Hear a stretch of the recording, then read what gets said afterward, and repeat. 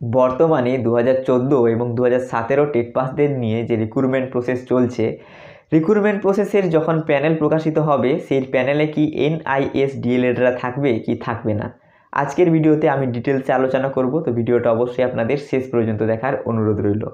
তো বন্ধুরা, অবশ্যই ভিডিওটিতে একটি লাইক করে দেবেন এবং এই ধরনের প্রাইমারি রিলেটেড সবার আগে ভিডিও দেখার জন্য চ্যানেলটি সাবস্ক্রাইব করে পাশ থেকে বেল আইকনটিতে প্রেস করে দেবেন।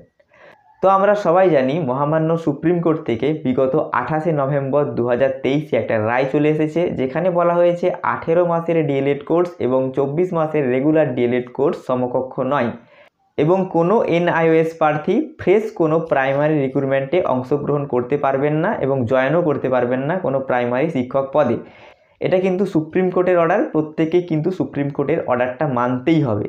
এবং পর্ষদও কিন্তু রিক্রুটমেন্টের জন্য যে নোটিফিকেশনগুলো প্রকাশিত করে এবং টেট পরীক্ষার জন্য যে নোটিফিকেশনগুলো প্রকাশিত করে, সেখানে এলিজিবিলিটি ক্রাইটেরিয়াতে লিখে দেওয়া হয় যে 2 বছরের ডিপ্লোমা কোর্স এবং উচ্চ মাধ্যমিকে 50% নাম্বার থাকলেই যে কোনো ক্যান্ডিডেট প্রাইমারি টিচার নিয়োগের জন্য অ্যাপ্লাই করতে পারে।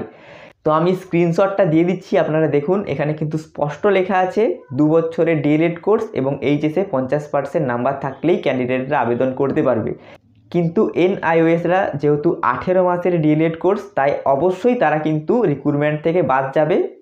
অনগোয়িং যে রিক্রুটমেন্ট প্রসেস চলছে 2014 এবং 2017কে নিয়ে, এই রিক্রুটমেন্ট প্রসেস থেকে তো বাদ যাবেই এবং পরবর্তীকালে যে রিক্রুটমেন্ট প্রসেস আসবে 2022 টেট পাসদের জন্য, সেখানেও কিন্তু কোনো NIOS ক্যান্ডিডেট রিক্রুটমেন্ট পাবে না। তো আপনারা যারা রেগুলার ডিএলএড করেছেন তারা কিন্তু নিশ্চিন্তে থাকতে পারেন, আপনাদের কম্পিটিশন অনেকটাই কমে গেছে। আর যারা NIOS এর ভাই বোনরা রয়েছেন তারা অবশ্যই ডিএলএড কোর্সে ভর্তি হয়ে যান। রেগুলার ডিএলএড কোর্সে অনেক কলেজে কোর্স করা হচ্ছে, সরকারি কলেজগুলিতেও কিন্তু সিট ফাঁকা যাচ্ছে।